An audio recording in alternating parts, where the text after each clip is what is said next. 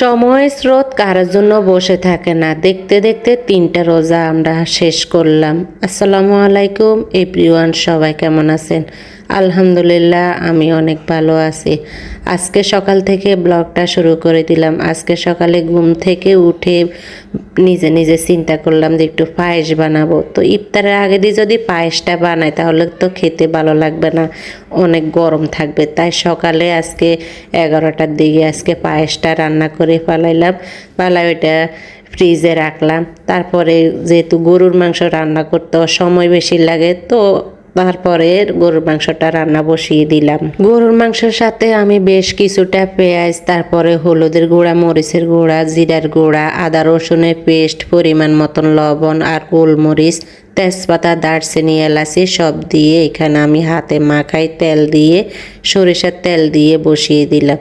তারপরে কিছুক্ষণ রান্না করার পরে এখানে 2টা আলু কেটে একটা রসুন আর কাঁচামরিচ দিয়ে দিলাম।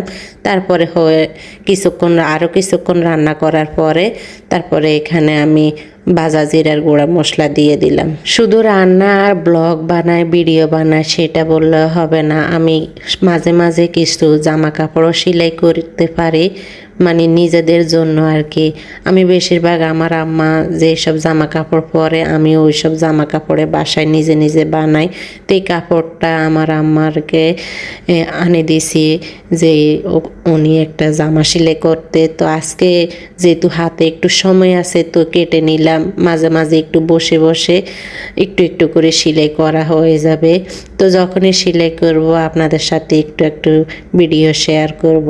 তো এখানে দেখেন ছেলে মেয়ে ঘুম থেকে উঠে গেছে। সবাই রোজা রেখে ক্লান্ত হয়ে গেছে। মারা তো মনে হয় ক্লান্ত হয় না, তাই না?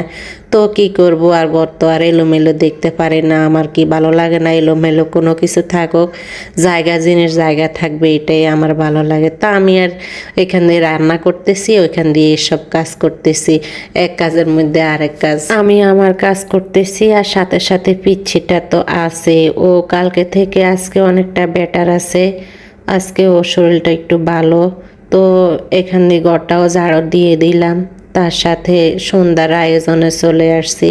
এটা সন্ধ্যার ভিডিও। তো ওখানে আলু চপ, বেগুনি, পেঁয়াজু এগুলি সব বাইরে থেকে নিয়ে আসছে। আমি বাসায় শুধু বুটটাই ভাজি করলাম আর পায়েসটা রান্না করলাম। তো আমার জামাই এখান দিয়ে সবগুলা ভেঙে নিতেছে। ও এসব সময় ইফতারের আয়োজনটাই করে। তো আমরা ওর হাতে মাখানো এটা খাই, বেশ ভালো লাগে। ইফতারি করার সাথে পায়েসটাও খেয়ে নিলাম। তা আজ এ পর্যন্তই। আল্লাহ হাফেজ সবাই।